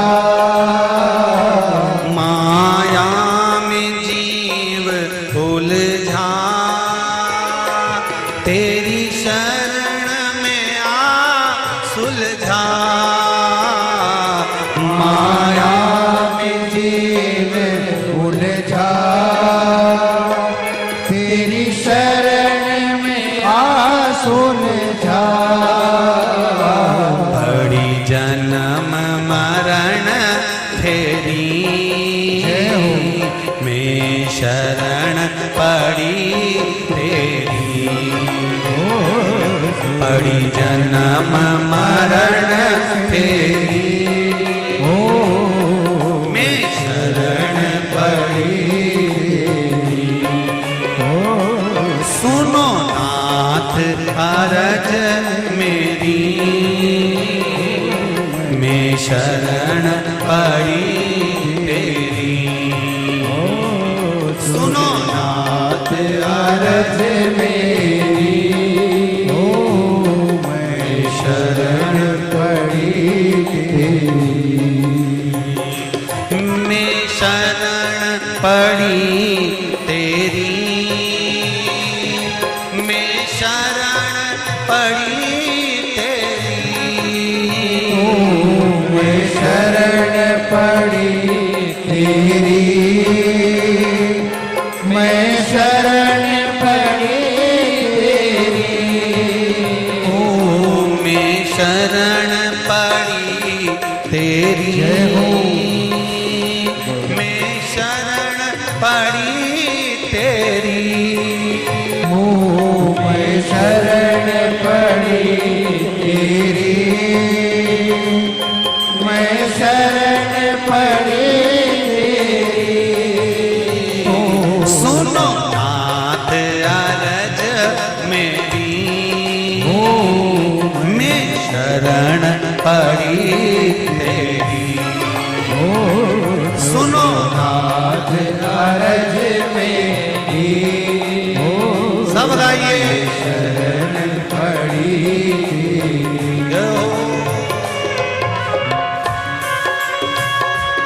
हर हर महादेव।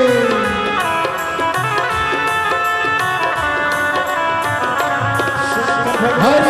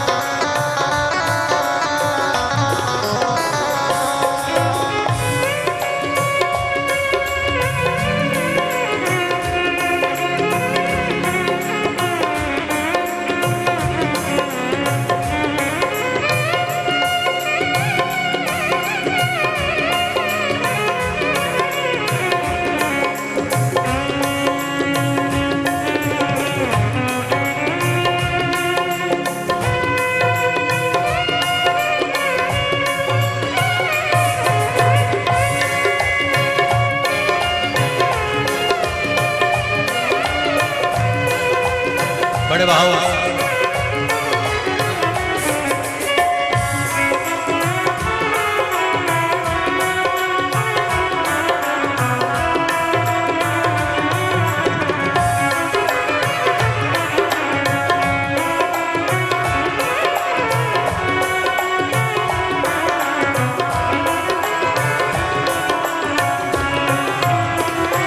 सागर में नीर भारी डूबो ना मझधारी। सागर में नीर भारी गला पकड़ रहा है।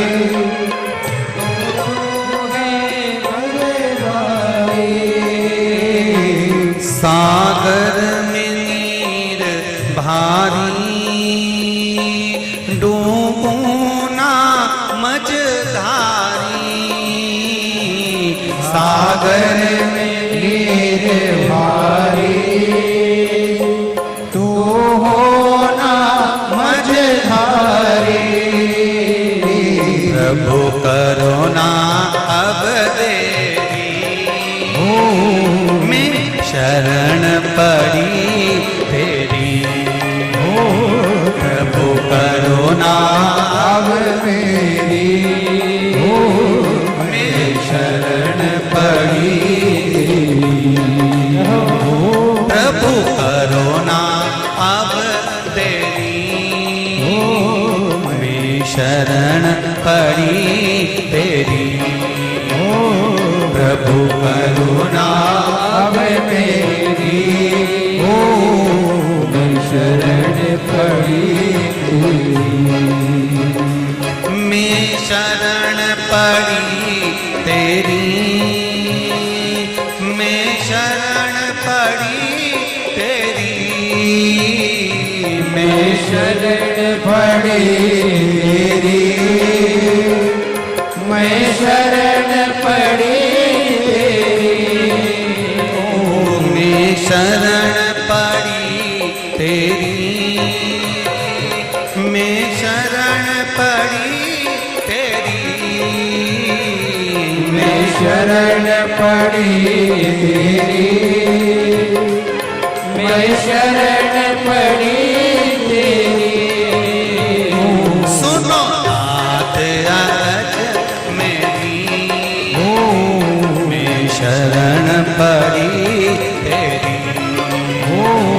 सुनो नाथ अरज मेरी मैं शरण पड़ी तेरी। सुनो नाथ अरज मेरी। मैं शरण पड़ी तेरी। सुनो नाथ अरज मेरी मैं शरण शरण पड़ी तेरी। मैं शरण पड़ी तेरी। शरण पड़ी तेरी। मैं शरण पड़ी तेरी। हार हार शिव कथा करती है, भगवान शंकर का गुणगान करता है, शिव का स्मरण करता है। माता सती ने माता प्रसूति से कुछ प्रश्न करे, उस प्रश्न के आनंद में माता प्रसूति ने सती को शंकर भगवान की शरणागति का सुख प्रदान करा। भगवान शंकर के चरणारविंद का सुख प्रदान करा। देखिए कितना सुंदर भाव कहा है यहाँ पर। शिव महापुराण का बड़ा सुंदर संवाद कहा है। सुनिए, भाव से इसको स्मरण करिएगा। सती मैया ने अगला प्रश्न किया है, जैसे आपको कल कथा में कहा था कि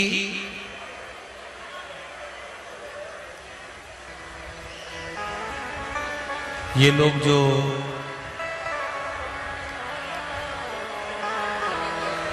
राखोड़ी करते हैं ना, राखोड़ी, आप लोगों को ध्यान में होगा कि महाराष्ट्र साइड में मारवाड़ी परिवार जो भी जितने भी रहते हैं वो ऐसे पैकेट बना लेते हैं लाखोड़ी के, मतलब दाने गिन गिन के 1000, 100, लाख चावल का दाना हुआ, चाहे दाल हुई, चाहे मूंगफली का दाना हुआ, चाहे वो अनेक बहुत सारी चीजों की राखोड़ी करते हैं। और वो चतुर्मास के अंतर्गत आप लोगों ने भी देखा होगा, कई माताएं बत्ती तैयार करती है, तो 1 बत्ती बनाई, 2 बत्ती बनाई, 3 बत्ती बनाई, फिर उस बत्ती को बना बनाकर और 108 या 1008 बत्ती की, जम के बोलो जरा, एक बत्ती बना देता। दर्शन किए आप लोगों ने, कई बार करें आप लोगों ने? लंबी लंबी बत्ती बनाती हैं और एक बत्ती बना के पटकी, फिर दूसरी बना दी, फिर तीसरी बना दी, चौथी बना दी, फिर बनाते बनाते बनाते बनाते 108 बत्ती या 1008 बत्ती, और उस बत्ती की फिर एक बत्ती। इसका क्या मतलब?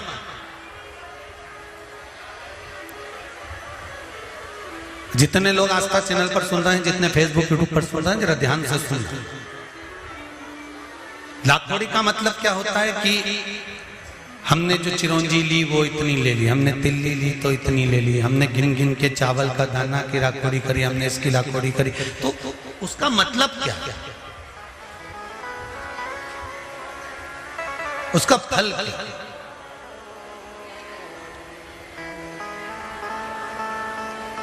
क्या फल मिलता है? तो उसका फल का वर्णन करा गया। सती मैया ने शंकर भगवान को पति बनाने के लिए और अंत में भगवान शंकर के ही कंधे पर मृत्यु के पश्चात एक सौभाग्यवती नारी, अखंड सुहागन नारी का सबसे बड़ा, अगर भगवान से कुछ मांगना होता है तो वह भगवान से यही मांगती है कि जब मैं मरूं मेरे मांग में सिंदूर हो, गले में मंगल सूत्र हो, हाथों में चूड़ियां हो, पाँवों में पायल हो, मेहंदी महाबूर मेरे लगा हुआ हो, लाल चुंदड़ी में ओढ़ी हुई हो, और अपने पति के कंधे पर और अपने पुत्र के कंधे पर चढ़कर मैं शमशान तक जाऊं। ये एक सौभाग्यवती नारी भगवान से मांगती है श्रावण महीने में।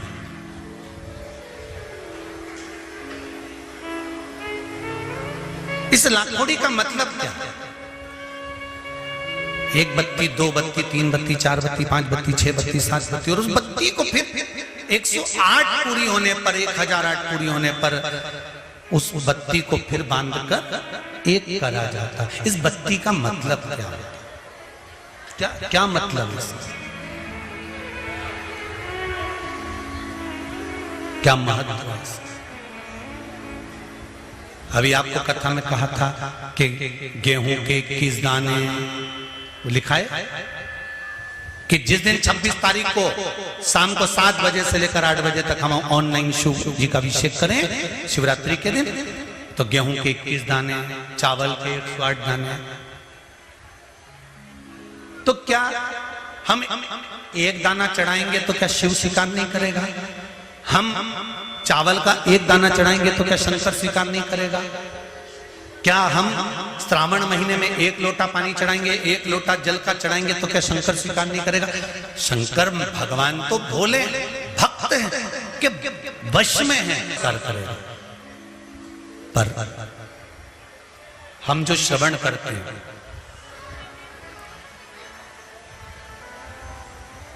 क्यों 21 दाने, क्यों 108 दाने, क्यों बेलपत्र 7, क्यों 11, क्यों 5, क्यों 4, क्यों 3, क्यों 2, क्यों 1? इसका महत्व क्या है? क्या महत्व? महाराज शिव पुराण का स्कंद पुराण वर्णन करती है, कुर्म पुराण में भी इसका सुंदर भाव व्यक्त वर्णन किया गया है, और गर्ग संहिता में भी इसका सुंदर भाव वर्णन होता है कि हम कोई भी सामग्री की सवामणि करते हैं या लाखोड़ी करते हैं या दीप की बत्तियां हम ज्यादा बनाने के बाद में एक बत्ती का निर्माण कर भगवान को समर्पित करते हैं, उसके पीछे एक कारण होता है। स्त्री नारी सौभाग्यवती रहकर एक वस्तु का दान नहीं करती। फिर समझ लेना मेरी जीजी, केवल अकेली साड़ी बिना ब्लाउज पीस के किसको दी जाती है ये आप नहीं जानते। एक वस्त्र का दान किस समय पर दिया जाता है? जिस समय पर किसी नारी का पति चले गया हो और मायके से पहली बार जो वस्त्र आता है, सबको अंदाजा होगा इस चीज का, उस नारी के लिए जो पहला वस्त्र आता है उसमें ब्लाउज का पीस नहीं आता, केवल एक साड़ी ही आती है, कपड़ा नहीं आता, दूसरा वस्त्र नहीं आता। क्यों सनातन धर्म में, हमारे हिंदू धर्म में कहा जाता है कि ब्राह्मण को भी अगर वस्त्र दिया जाता है तो वो जोड़े का दिया जाता है। धोती दी है तो साथ में कुर्ता देना है, शर्ट दिया है उसके साथ में भले जनेऊ रख देना है। अगर आपके पास में धोती नहीं है, पजामा का कपड़ा, पैंट का कपड़ा नहीं है तो जनेऊ रख दो। जनेऊ नहीं हो तो हाथ में बांधने वाली वो मोली, नाड़ा, लच्छा वो बांध कर दे दो, वो रख दो। स्त्री को कोई वस्त्र दे रहे हो तो साड़ी के साथ में ब्लाउज लगा कर दो या कोई सौभाग्य की वस्तु रख दो। अकेला ब्लाउज पीस भी दे रहे हो तो उसके साथ टीकी का पत्ता रख दो, उसके साथ कोई वस्तु जोड़े से होना चाहिए, सिंगल वस्तु का दान नहीं दिया जाए।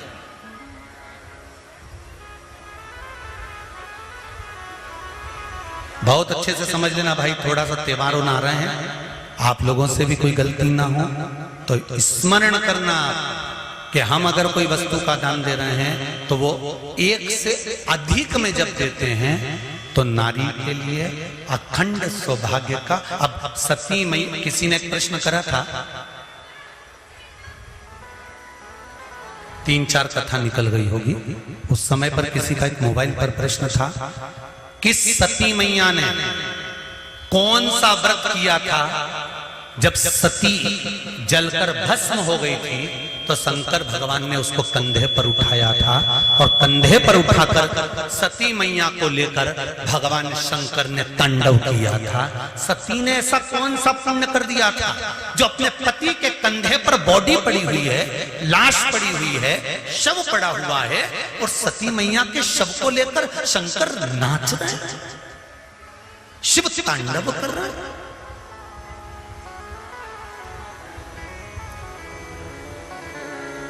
कई लोग हमको पागल कहेंगे, बताओ सीवर वाला गुरुजी तो बैठे बैठे कहते रहता है 21 दाने चावल के चढ़ा दो तो 11 दाने चढ़ा दो तो 5 दाने चढ़ा दो तो 7 दाने चढ़ा दो, 7 बेलपत्र चढ़ा दो तो काली मिर्ची इतनी चढ़ा दो। उसका कारण क्या है? कभी एक एक पुराण को, एक एक शास्त्र को उठाकर तो देखो कि उसमें कितना कितना वर्णन लिखा हुआ है कि कितनी मात्रा में क्या चढ़ना चाहिए। आपने एक भगोना चाय रख दी, चाय के लिए इतना बड़ा भगोना, उसमें 50 लीटर दूध, 50 लीटर पानी और तुम चाय बना रही और पत्ती एक चम्मच डाल दी, चाय में स्वाद आएगा? नहीं। उसके अनुसार आपको चाय की पत्ती भी ज्यादा डालना पड़ेगी। जब दूध डाल ज्यादा है तो पत्ती उतनी डालो। अब तुमने जैसे किसी किताब में लिखा रहता है 2 चम्मच बेकिंग पाउडर डालो, आधी चम्मच शक्कर डालो, फिर 1.5 चम्मच इलायची का पाउडर डालो, फिर आधी चम्मच ये डालो, फिर धीरे धीरे उसको धीमी धीमी आंच पे हिला। तो उसने नहीं तो डायरेक्ट लिख देता तुम्हारी मर्जी पड़े उतना कोड़ी दो। कई को माथा बच्ची करेगा मैं मतलब का कि 250 ग्राम डालो कि 2 ग्राम डालो कि 4 ग्राम डालो। हलवाई भी तुम्हारे यहाँ पर अगर कोई बड़ा फंक्शन है, तुम्हारे यहाँ पर अगर कोई शादी ब्याह है, तुम्हारे यहाँ पर कोई कार्यक्रम है तो हलवाई भी लिख देता है तराजू बाट ला कर रखना, हलवाई भी लिख देता है आधा किलो जीरा ला के रखना, 1 किलो ये ला कर रखना, 2 किलो वो ला के रख देना। नहीं तो हलवाई कह देता पर्चे के ऊपर लिख के तुम्हारी मर्जी पड़े उतना लाने पटक दो, मैं तो बना दूं। पर नहीं, इतना तो चाहिए, स्वाद लाना है तो ये सब सामग्री तो मुझे इसमें डालना पड़ेगी। उसी तरह अगर पति के कंधे पर जाना है प्राण छूटने के बाद, माता सती का शरीर अगर शंकर के कंधे पर पड़ा था, 52वें नंबर का विवाह है माता पार्वती और शंकर का। 51 बार माता पार्वती जन्म लेकर प्राणों को त्याग चुकी थी। 50 बार माता पार्वती, कभी उमा, कभी कात्यायनी, कभी कुष्मांडा, कभी स्कंदा, ऐसा माता पार्वती के ना जाने कितने जन्म हुए, कितने अवतार हुए। इन सारे जन्मों में माता पार्वती के शरीर को शंकर भगवान कंधे पर लेकर नहीं नाचे। माता उमा को लेकर शंकर भगवान कंधे पर नहीं नाचे, माता कात्यायनी को लेकर नहीं नाचे, कुष्मांडा को लेकर नहीं नाचे, स्कंदा को लेकर नहीं नाचे, ध्रुमा को, बगला को मेरे भगवान शंकर कंधे पर लेकर नहीं नाचे। शंकर भगवान अगर कंधे पर लेकर नाचे हैं तो माता सती को लेकर नाचे। उसका कारण क्या था? क्योंकि सती मैया कोई भी वस्तु केवल एक समर्पित नहीं करती थी। माता सती का नियम था वस्तु की मात्रा को बढ़ा देती थी। शंकर का अनुमोदन, शिव का स्मरण करने के लिए माता सती दीप भी अगर लगाती थी तो एक बाती का नहीं लगाती थी। बाती की फिर सरल भाषा में समझ लो, और सरल समझ लो।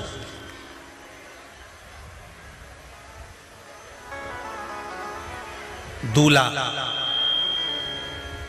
दरवाजे पर जब आता है, मटकी में जो दिया लगाया जाता है, सालीहों लेके खड़ी होती है कन्याओं, वो मटकी में एक बत्ती का दिया लगता है कि 4 बत्ती का लगता है? जम के बोले 4 बत्ती का लगता है ना। 4 बत्ती का दिया, क्योंकि हमारे यहाँ शुभ कार्य हो रहा है, 4 बत्ती का दीप लगाया। तुम्हारे यहाँ प्रतिदिन घर में आरती करते होगे तो जो घी के डब्बे में भींगी भींगाई बत्ती रखी रहने, उसको निकाल के धर देते। बोलो सही है कि गलत है? निकाल के धरी, माचिस से लगाई, तन मन धन सब कुछ तेरा, और आरती कर पुरा के, घंटी बजा के, भोग लगा के, शक्कर रख के, भगवान को प्रणाम करके चली जाती।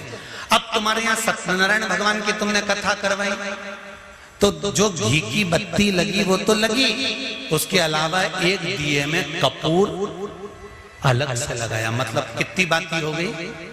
एक घी की हो गई, एक कपूर की आरती हो गई। जजमान लोग यहाँ आरती करते हैं, उसके बाद में कपूर को फिर जला देते हैं। उसका कारण क्या? अधिकता में फल प्राप्त करना, अधिकता में फल देना।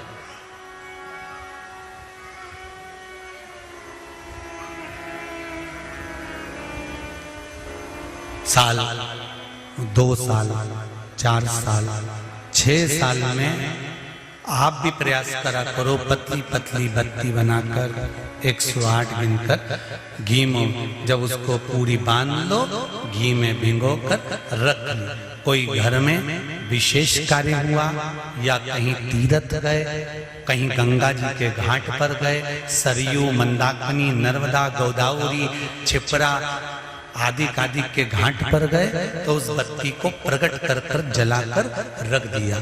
क्या होता है उससे? माता सती ने कौन सा पुण्य करा था? जो शंकर भगवान के कंधे पर शव पड़ा हुआ था और शंकर नाच रहे थे, वो सती का पुण्य था कि वो कभी एक सामग्री से शिव को प्रसन्न नहीं करती थी, बहुता में देकर शंकर को रिझाती थी। इसलिए शिव ने उसको अखंडता प्रदान की। शंकर भगवान ने अखंडता दी है उसको, अखंडता।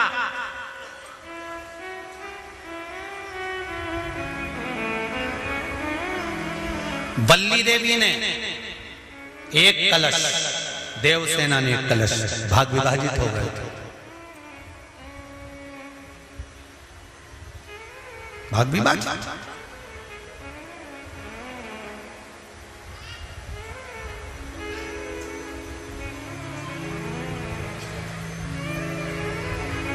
आधा भाग भगवान को चाहिए ही पूर्णता में। फिर निवेदन करेंगे। अब एक प्रश्न और खड़ा हो जाता है, ध्यान दीजिएगा जरा, कि गुरुजी तो कथा में कहते हैं कि एक बेलपत्र भी चढ़ा दी तो भगवान शंकर ने स्वीकार करी। सियोर वाले गुरुजी कहते एक चावल का दाना भी चढ़ाया तो भगवान शंकर ने स्वीकार करा।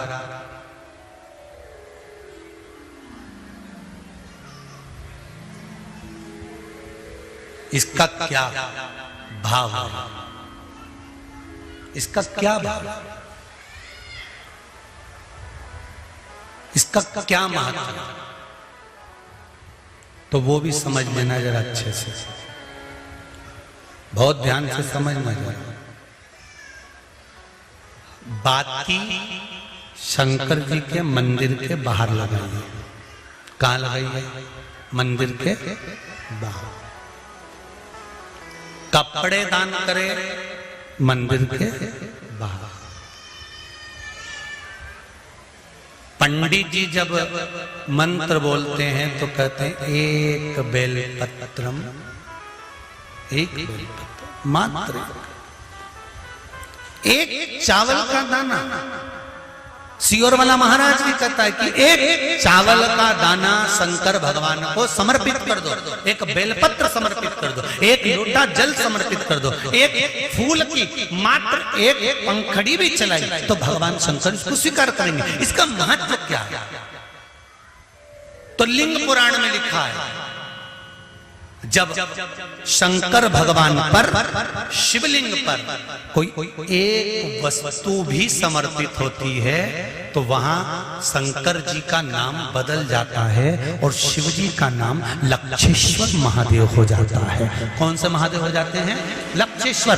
शंकर भगवान को जब एक चावल का दाना, एक वस्तु, एक सामग्री शिव को समर्पित करी जाती है, वहां शंकर लक्षेश्वर महादेव हो जाते हैं। लक्षेश्वर का मतलब क्या होता है कि एक बेलपत्र समर्पित करी तो शंकर भगवान ने उस बेलपत्र को 1,00,000 बार स्वीकार कर लिया। एक चावल के दाने को 1,00,000 बार स्वीकार कर लिया। शंकर भगवान लक्षेश्वर महादेव बन गए। लाखों की संख्या में शंकर भगवान के स्वरूप वहां पर प्रकट कर गए।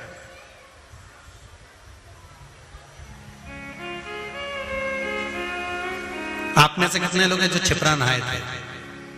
आप में से कितने लोग हैं जो नर्मदा नहाए? आप में से कितने लोग हैं जो गंगा नहाए? आप में से कितने लोग हैं सरयू नहाए? कहीं ना कहीं किसी पवित्र नदी में आप लोगों ने स्नान जरूर करा होगा। बोलो करा कि नहीं करा? जितने लोग कथा सुन रहे हैं उनने भी करा होगा, जितने फेसबुक यूट्यूब पर सुन रहे हैं उनने भी करा होगा। किसी ना किसी पवित्र नदी में आपने, हमने, सबने स्नान करा होगा। अब स्नान तो हम कर लिए, उस गंगा नदी में हम नहाए तो गंगा नदी में हमने स्नान करा और स्नान कर कर बाहर निकले तो हमको 1,25,00,000 बार स्नान का पुण्य मिल जाए। उसके लिए क्या करना पड़ेगा?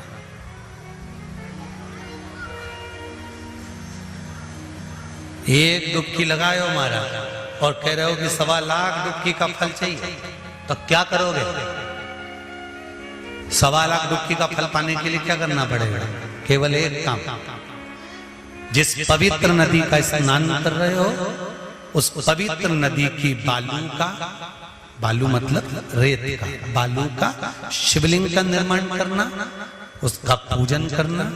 पूजन कर कर जो बत्ती जोड़कर 108 बत्ती बनाई है, पूजन कर कर एक दिए में वो बत्ती, उस जो बालू का शिवलिंग बनाया है, पार्थिव शिवलिंग का निर्माण करा है, जो तुमने किसी गंगा, सरयू, नर्मदा, क्षिप्रा, मंदाकिनी, नर्मदा आदि पवित्र नदियों के तट पर स्नान करते समय तुमने जो शिवलिंग बनाकर पूजन करा है, उसके सामने वो बाती को जला देना, उसी से आरती उतार लेना, वो बाती वहां लगाकर छोड़ देना और छोड़ने के बाद उस शिवलिंग का फिर विसर्जन कर देना।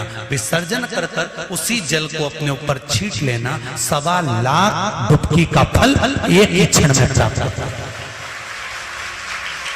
इसको लक्षेश्वर महादेव कहते हैं।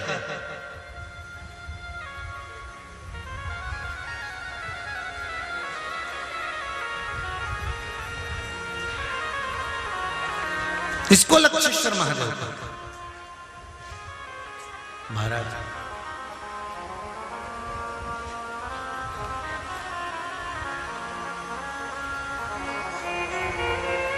कितना फल है।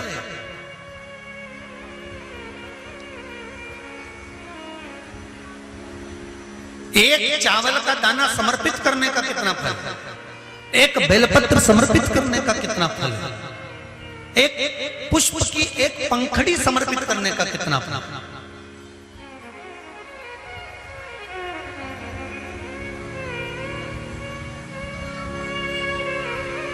और समझ लो, ब्राह्मण को हम दक्षिणा देते हैं,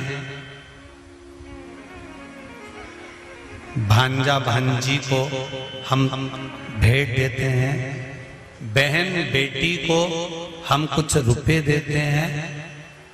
जिस लिफाफे में रुपए को रख कर दिया जाता है उसमें एक का सिक्का पहले से लगा होता है। बोलो सही है कि गलत है? क्यों? समता में नहीं बढ़ाकर दिया गया, बहुत अधिक कर दिया गया। हमने अगर अधिक कर दिया है तो उसका फल भी हमको अधिकता में प्राप्त हो। अधिक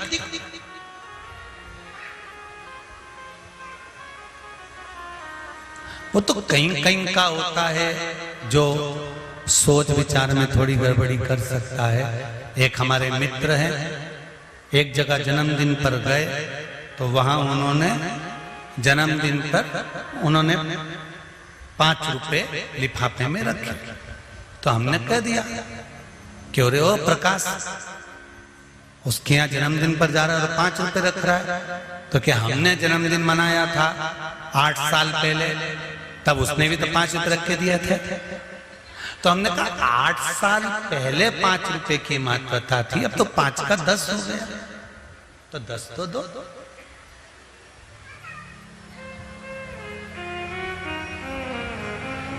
हमारे यहाँ पहला सा नियम था, बहन बेटी जितनी बार आती थी ना, जितनी बार आती थी, घर की बहुएं उसकी झोली में थोड़ा सा चावल, दाल, जो भी घर में होता था वो डालती थी। भले वो लेकर नहीं जाती थी, इतना सा दाना पल्लू में बांधा और लेकर चली गई, भले वो वहीं छोड़ गई, पर उसकी झोली कभी खाली कर नहीं भेजते। आप में भी जितने लोग बैठे, ऐसा नियम पहले था। अब आज का जमाना तो बड़ा विचित्र हो गया कि बहन बेटी से आस लगाकर बैठते हैं। जैसे ही आई तो पहले सोचते हैं राखी पे कितने भतीजों के कपड़े लेके आई है, कितने भाई के कपड़े लेकर आई है। अब तो आस लगाकर बैठते हैं कि ये लाई होगी। और भाई और भाभी को बहन से आस नहीं लगाना चाहिए। भाई और भाभी को तो बहन लेकर आए चाहे ना आए, फर्ज हमारा है कि हमारे दरवाजे से हमारी बहन बेटी खाली ना जाए, तो हमारा दरवाजा भी कभी खाली नहीं होगा।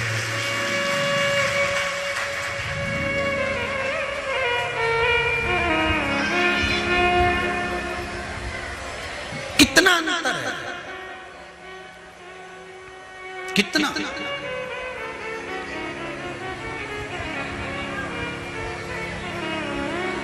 सनातन धर्म में जन्मदिन पर केक काटा जाता है क्या? अरे बोलो जम के, नहीं। सनातन धर्म में जन्मदिन पर केक नहीं काटा जाता। सनातन धर्म और ये आज के जो ये पाश्चात्य पद्धति चल रही है कि पहले काटो फिर बांटो, ये काटो और बांटो, ये सनातन धर्म की पहचान नहीं है। सनातन धर्म काट कर बांटना नहीं जानता, सनातन धर्म जोड़कर बांटना जानता है। पहले जन्मदिन मनता था तो बूंदी छटती थी, नुकती बूंदी, उसके दाने अलग अलग रहते थे। सनातन धर्म के लोग बांध कर बांटते हैं। बूंदी छटती थी, आटा सिकता था, बिखरा रहता था, दूध का छींटा देकर उसको लड्डू बनाकर बांध कर फिर दुनिया के लोगों को बांटा जाता था। सनातन धर्म में जन्मदिन बांध कर बांटते हैं और पाश्चात्य सभ्यता में जन्मदिन काट कर फिर बांटते हैं। हमारा सनातन धर्म काट कर बांटने को नहीं कहता। हमारा सनातन धर्म बांध कर एक तत्व में बांध दो, सबको एक लक्ष्य में बांध दो, एक आनंद में बांध दो और फिर बांध कर उसका दान दो। अर्थात जिंदगी के हर आनंद को बांधने का प्रयास करो और उस आनंद को दूसरों को देने का भी प्रयास करो। दूसरों को शंभु शरणे मांगू घड़ी रे दुख काटो दया करी दर्शन आपो दया करी दर्शन। हमारा सनातन धर्म काट कर बांटने का नहीं कहता, काट कर बांटने का वर्णन नहीं करता। हमारा सनातन धर्म बांधना फिर बांटना, बांधो फिर बांटो।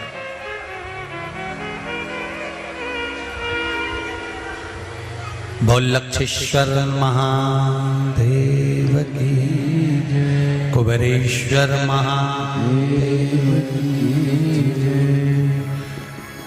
तो माता सती के शव को शंकर भगवान ने अपने कंधे पर उठाया। उसको उठाने का कारण क्या था? क्यों, किस लिए ऐसा? वो कहते हैं ना, कौन सा पुण्य, वो कहना ऐसा कौन सा पुण्य किया गोरा शिव तेरे दर पे आती हैं, शिव तेरे दर पे आते हैं, भोला तेरे दर पे आते हैं। ऐसा कौन सा पुण्य किया गोरा भोले दौड़े चले आते हैं। वो पुण्य